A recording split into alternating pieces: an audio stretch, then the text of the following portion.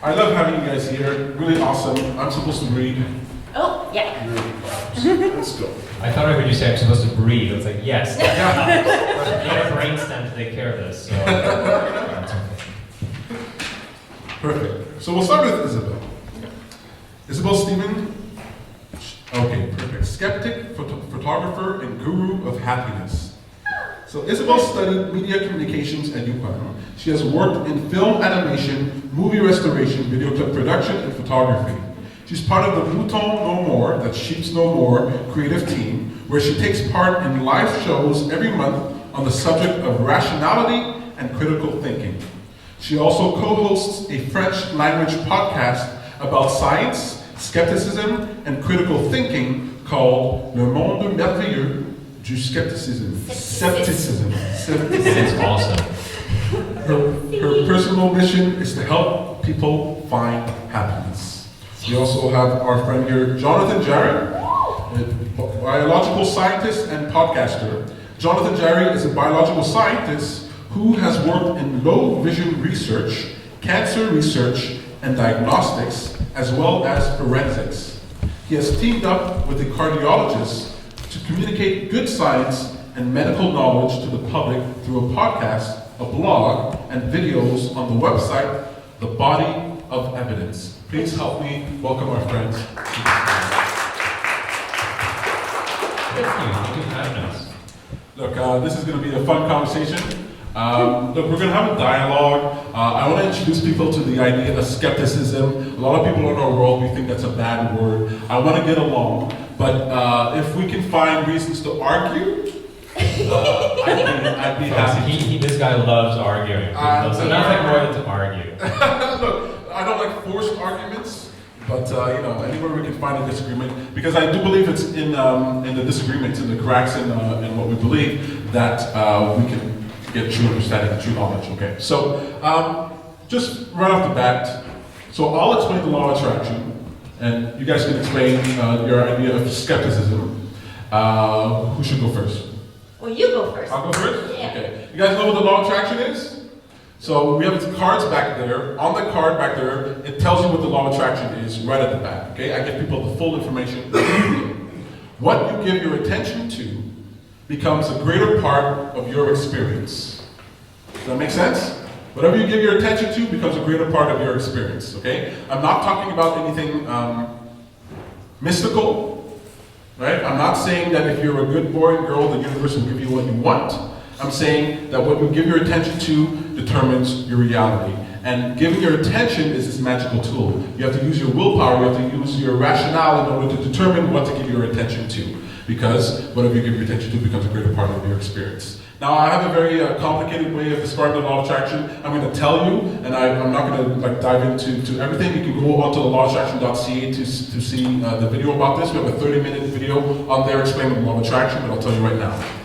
The law of attraction is a relational philosophy that attempts to provide a framework for understanding how the universe relates to itself.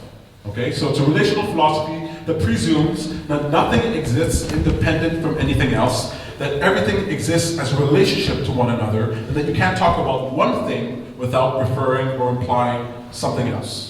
And the reason I'm talking about that is because we often think of our desires as separate from us, or separate from the reality that we exist in, and I want people to realize that the desire, the object of the desire, is being birthed from the situation that they exist in. And all they have to learn is how to give their attention to the pieces they can see now in order to develop it for the future. That's how I explain the law of attraction. So can you introduce us, Isabelle, first to how you describe skepticism? All right, so to me, skepticism is not something bad, right? And we can say that it's maybe the art of doubt. Right? That's a good way of putting it. I always like to phrase it as like it's self-defense for the mind, which I didn't come up with that. That's there's a local French Canadian author who did. But I think it's very helpful to think of it in this way because we are being assaulted by all kinds of claims every day. And skepticism is a good way of defending ourselves against being taken in by charlatans, and there are quite a few of them out there. Tons. So how is skepticism practiced? Like, how do you exercise your skeptic mind? So first you need a cape. That's the Good material, good fabric for the cake. No, so the way to do this is basically to learn how your brain is deceiving you. Our brain is incredibly complex, and it's very useful. It's gotten us to where we are right now with the technology that we have. Technology is not always great because we've got the radio there playing through the speaker, but our brains deceive us all the time. The things that we perceive are not necessarily what is out there. Our memories are fallible. We have biases in our thinking. We tend to rationalize as opposed to being rational. We tend to make gut decisions and then go back and rationalize them and say, oh, I did this because of these very clear arguments, but actually no, it's just this impulsive decision that we made. And so what skepticism and critical thinking forces us to do is to come to terms with our fallible mind, our deceiving mind, so that we can get closer to the truth. And I think if we want to distill this even more, it's asking for evidence. When somebody makes a claim, ask for evidence. Don't just be gullible and buy into it. Ask for evidence behind the claim, because nobody should be making claims without evidence to back them up. And ask for evidence, but go get the evidence also. And learn how to go get the right type of evidence. Like, indeed. Don't go to Dr. Oz. Yeah, exactly. I really like that. I like that aspect of skepticism because it urges the individual to take ownership of their experience, to go out there and find information. And I like that you guys said it's not just about getting evidence, but you have to get evidence about that evidence. You have to understand the source of what you're getting to. Who here has seen The Secret? Okay, so I saw The Secret. I think it's very useful, but just to be honest, okay, not to step on anybody's toes, when I watched it for the first time, I laughed and laughed so hard. I was like, your thoughts create reality? Seriously? Honestly? I'm sure poor kids in Africa have thoughts. What's going on here? Are they just thinking about their misery? And so I saw the panel, the people who were on The Secret, they went onto a panel with Oprah, okay? There were like 8 of them on the stage. Oh boy. Oh boy, indeed. And they all said something to this effect, that with the law of attraction, what it means is that you're sending out vibrations to the universe, okay? Now, that sounds beautiful. Oh, it does. It sounds excellent. For sure. Until you think about it for a bit, and you go, well, sending to where? Like, how far do these vibes go? A cosmic consciousness. Exactly, like what's happening, And as I started thinking about it, I go, this sending out vibrations. Look, when I learned about the law of attraction, I quit my job. I'm sitting in my house, okay? Positive up the wazoo, okay? You never saw anybody more positive. Okay? I just quit my job. I was feeling great. Lights go out because no money for the electricity, right? I'm eating peanut butter from a jar. And I'm thinking, how long before these vibrations get back to me? At what point? You see, it's very easy for successful people to say, oh, it's because I was so positive that I was successful, that I'm now a millionaire.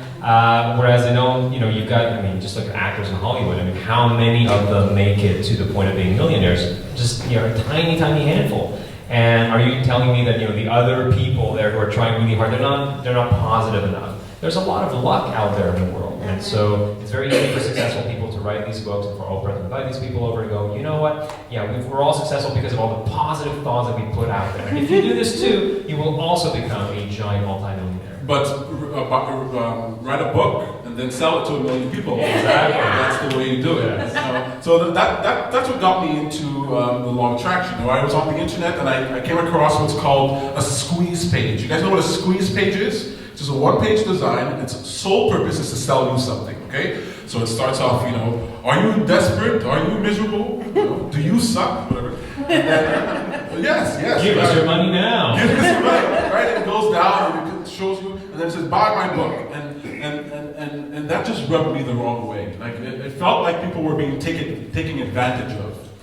And I decided, well, look, who can I point to that I trust? Who can I point to that has integrity? Who can I point to that I can believe? And I couldn't find anybody. I found a lot of people that I related to, but nobody that I could say, that's somebody that I can trust. So I said, well, I'm the only person, and I'm not saying you should trust me. Don't trust me.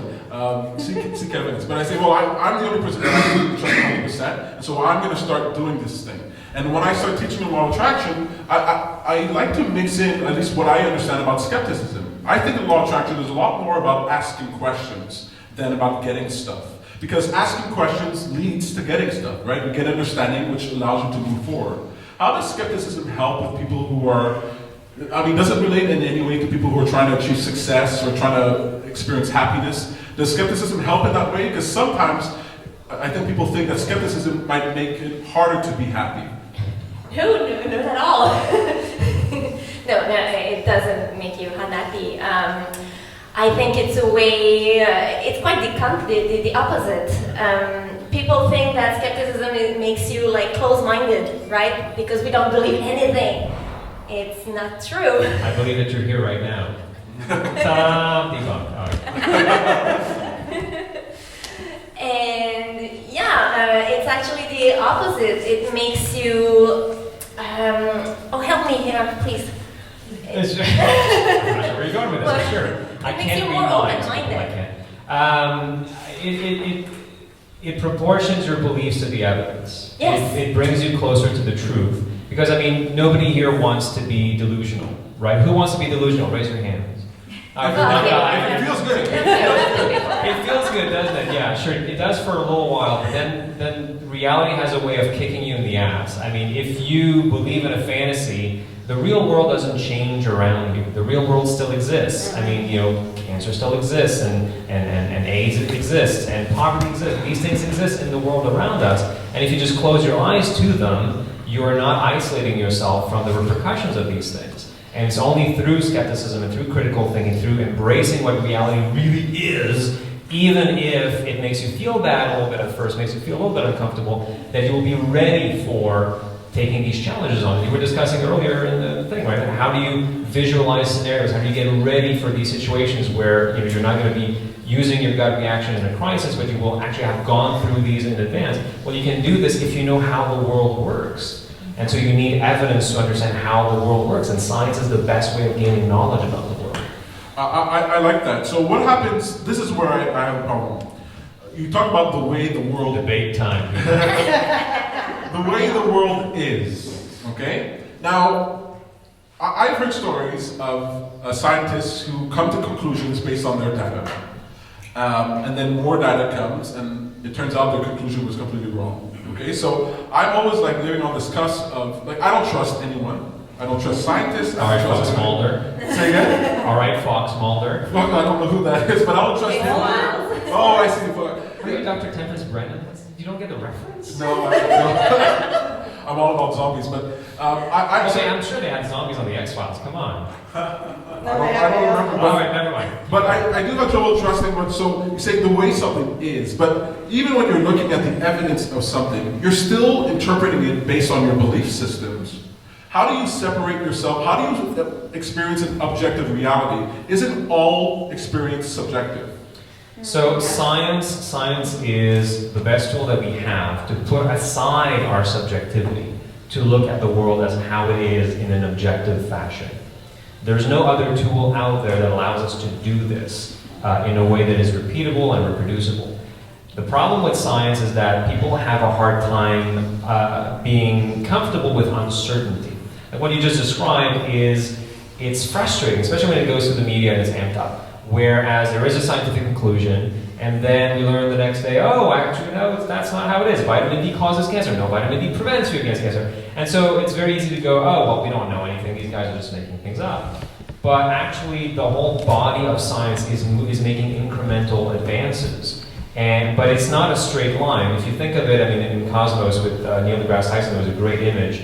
The camera was above this bluff, and Neil deGrasse Tyson was on the beach with a dog. The dog was on a leash. And the dog kept going a bit left and a bit right, but they were moving forward. And so you could see the steps, and it wasn't a straight line, but you go a little tangent, and then you come back. And so the average of this is that he and the dog were moving forward. And that is how science works, is that science is moving forward, but you have to look at what the consensus is right now. You can't look at individual studies, because individual studies can be wrong, they often are. You have to look at independent replications. And also you have to, at the core of your being, you have to be okay with uncertainty. We will never know everything there is to know about the universe. If we did, we would stop doing science and things would get pretty boring. So that's how science works, and science allows us to put aside our subjectivity. Now, science is being done by scientists who are fallible and who have egos and who need money and grants to keep their students there and their staff. And so there's bad science being made, no doubt. I'm the first one to raise my hand and go, this is terrible. But overall, when you look at the body of science as a whole, especially if you look at scientific consensuses, that's where the truth lies. We're moving toward the truth overall.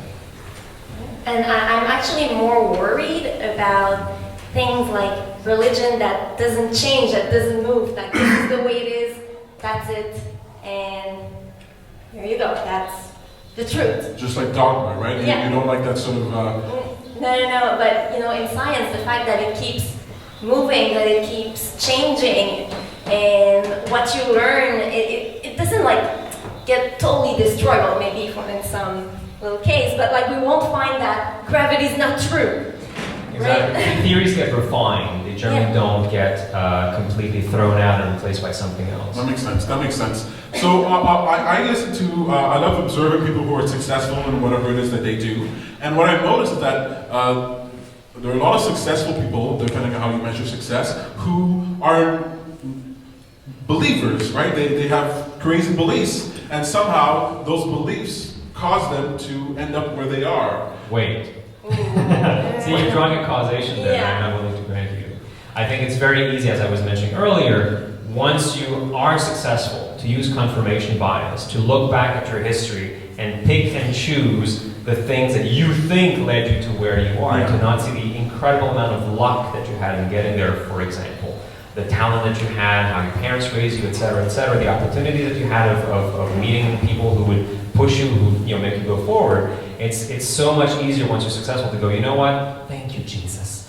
It's so much easier, but that doesn't mean that caused where you are right now. Okay, but what I can say with some certainty is that what gets you out of bed, right? That's where everything starts, what moves you. And sometimes the beliefs that we hold, whether they're founded or unfounded, they do move us. And they cause people to want to try things. It releases sort of the inhibitions or the doubts that they might have. And so I find usefulness in any belief, as long as it causes you to move forward, as long as we combine that with a healthy dose of skepticism. Do you think that it's better to live purely looking at the evidence, or if you get married, right? Would you be like, okay, what is the evidence? Okay, my husband, okay, he makes this amount of money. Or do you go, well, I feel like he might be good. How far do you take skepticism?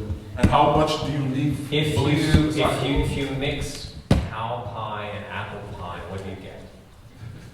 More correct, I guess. Exactly. And that kind of philosophy of let's take the best of science and let's take the things that make me feel warm on the inside and put them together and we'll get something that's even better than either one together. That is something that we see a lot in the culture right now in the zeitgeist. And we see this a lot with integrative medicine, which is this idea that we take the best of medicine and we take the best of alternative medicine, we mix them together and we get something even greater than that. But again, it comes back to cow pie, apple pie. If you have something that is not good to begin with, mixing it with something that's good will only make it worse. So, I'm not saying we shouldn't be emotional. I'm not saying we shouldn't listen to our instincts and things like that. But I think it's so much better to listen to your rationality, to listen to be critical about things, and to make the best decision that you can make. You can never know for sure, even with the best critical thinking in the world. You can't know anything for sure, but you can lower your risk factors, right? So if you look at your partner, for instance, you can look at potential risk factors and go, am I willing to put up with this? There might not be any rational or scientific reason for saying yes or no, but if at least you know how to think about the situation, then you might make a more informed decision. Critical thinking is less about the outcome, it's more about the process. It's how you think. And I hope that people can learn to be better thinkers. It's not about, I'm not trying to tell people what to think, it's all about how to think. I like that. So then what role does, okay, so you heard the questions that were asked today. People are trying to figure out, how they can move forward, how they can deal with their states of being. How does skepticism relate to someone's emotional state? So I wake up and I'm feeling doubtful, I'm feeling despondent, I'm feeling despair. how does asking questions and learning how to think help me to get out of that? Well, you have to know why you feel like that. And, you can ask yourself tons of questions. Yeah. You're the happiness guru. Keep on. Yeah.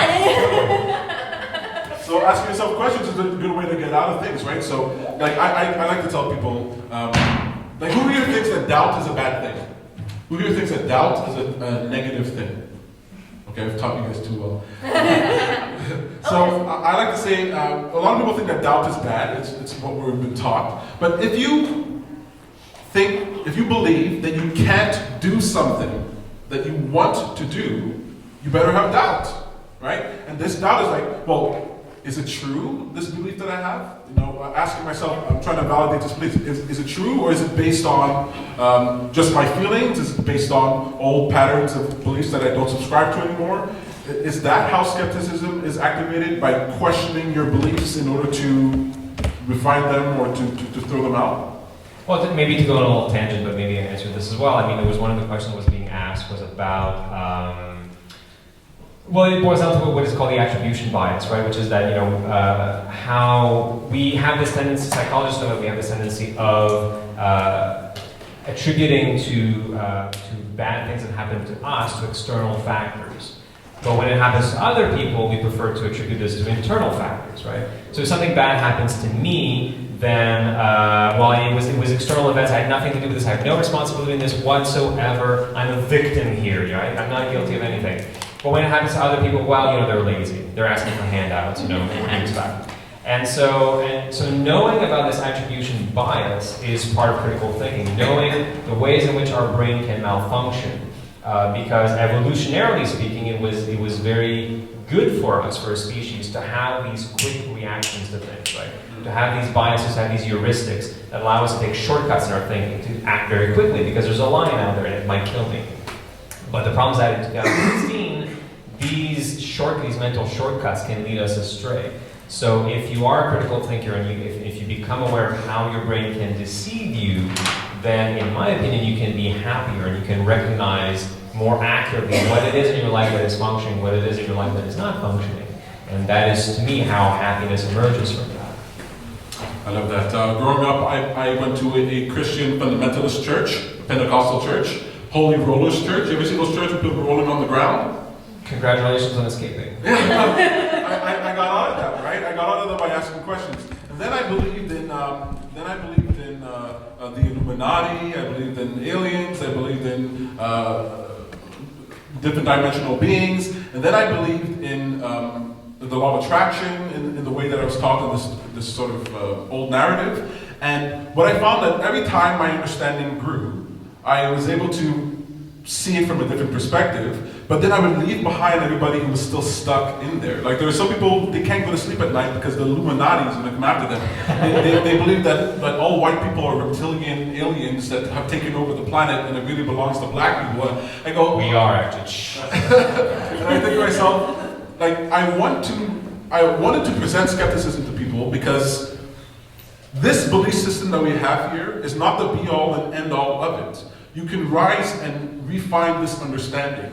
But what I find is a lot of people are beholden, they're attached to their belief. And I want people to believe, but not to be attached to it, so that questioning can lead to further understanding. Yeah, the best image that I've come across is this idea, because when you get into debates with people, that's the biggest problem perhaps, is that people get so attached to their ideas that they take the criticism of the idea as a personal offense, and they get offended. And so the best idea that I have is you imagine in front of you this little arena, this little boxing ring, and you put your ideas there, the other person puts their ideas there, and you let these ideas fight it out. You're not the one who's doing the fighting, the ideas are. And if your idea is the best one of the two, then it will win out. And if it's not, then you get to have a better idea. I really like that, yeah. We all have beliefs. And does anybody here think they have a belief that they hold, that they act upon, that they know is absurd? Okay, so just so you know, we all have beliefs that are absurd. And I love trying to figure out which ones are not real in my mind. I love that exercise, okay? Zombies. There are things that you... Say again? Zombies. Zombie is a perfectly legitimate concern. I don't know why people don't get it. let's not go there. I saw your videos online. We all have beliefs, okay? Now here's the thing. We have big beliefs, operational beliefs, and we have these side beliefs. We have tiny ones about what can I do about this, can I accomplish this challenge. If you learn how to tackle your big beliefs, then you'll learn how to deal with your small beliefs. And if you allow yourself, and vice versa, and if you allow yourself not to be attached too strongly to the big beliefs that you hold, like the law of attraction, like Jesus, like whatever it is, then it's going to be easier for you to deconstruct the smaller beliefs that you have. And what stops us from moving forward, I believe, are not necessarily the big beliefs, but the small ones that we believe about ourselves. When you believe that you can't do something small, then you rely on that big belief, the God to do it for you, the universe to do it for you. But I want to convince people that it's up to them, and that there is a benefit in questioning everything, right? Question everything, not for the sake of being disagreeable, but finding where something can be improved. And that habit for big beliefs translates to small beliefs. And if there's anybody here who has beliefs about what they can or cannot do, sit down and for the fun of it, tackle big beliefs, okay? Tackle those ideas that are out there. I promise you, if you go on the internet... And make sure you have a bottle of alcohol next to you. A bottle of whiskey right next to you. That's why I love... Okay, so we got to wrap it up. But I love reading the comment sections on articles and on videos, okay? It's like seeing real life, okay?